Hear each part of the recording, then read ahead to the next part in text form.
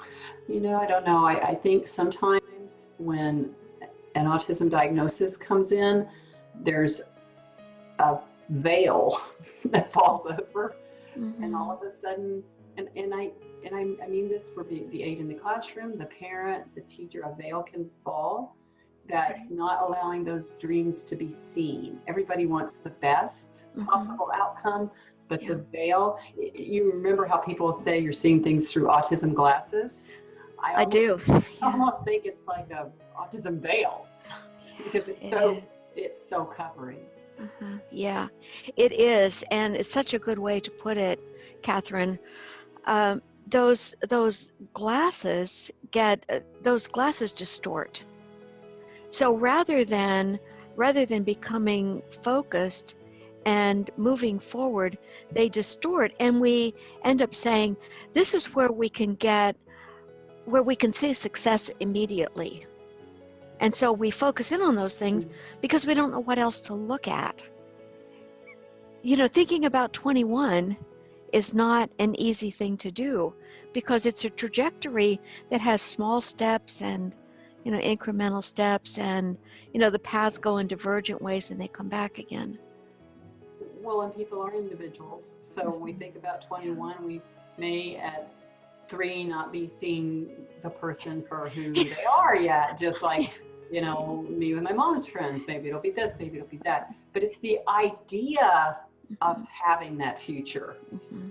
Yeah. One of the things that parents will often say to me is, I wonder if he'll have a job. I wonder if he'll get married. And going back to your timeline, I just got an email from a kid that I saw years ago, and I'm thinking he's 34 or 35 now. And he said, "I'm coming to Houston. I want you to meet my fiance." Oh, how sweet. Yes. And I love that because 34 and 35 is getting a little bit kind of outside that area where a lot of people get married at that age, but usually a little bit younger.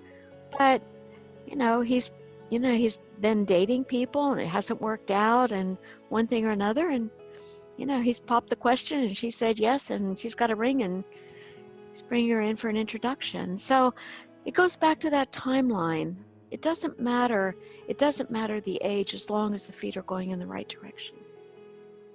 So I think one of the really neat things we've talked about today is that the awareness, the lack of the autism glasses needs to go over many different people, not just parents, but Mm-hmm. aides and Yeah. schools and other professionals to get those glasses off, honestly. Mm-hmm. Yeah, to get them off, and for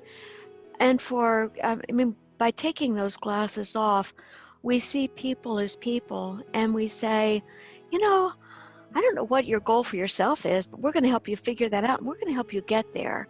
And we're not putting limitations on it. We're not saying that the only thing you can do is memorize something and repeat it. We're saying that you can actually have a job, you can get married, you can have friendships.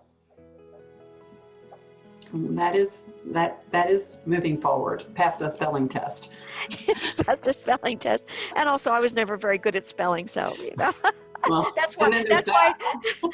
that's why I chose spelling.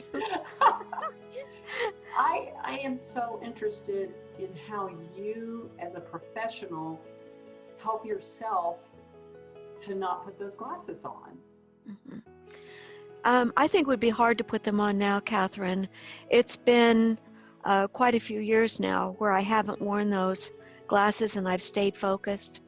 Once you take them off, and once you see the possibility, and once you see the growth, and you see the trajectory that's going in the right direction, it's actually hard to put them back on. Well, that's exciting to think about, that you can just take those glasses and you don't even have to put them in the drawer. You could throw them away.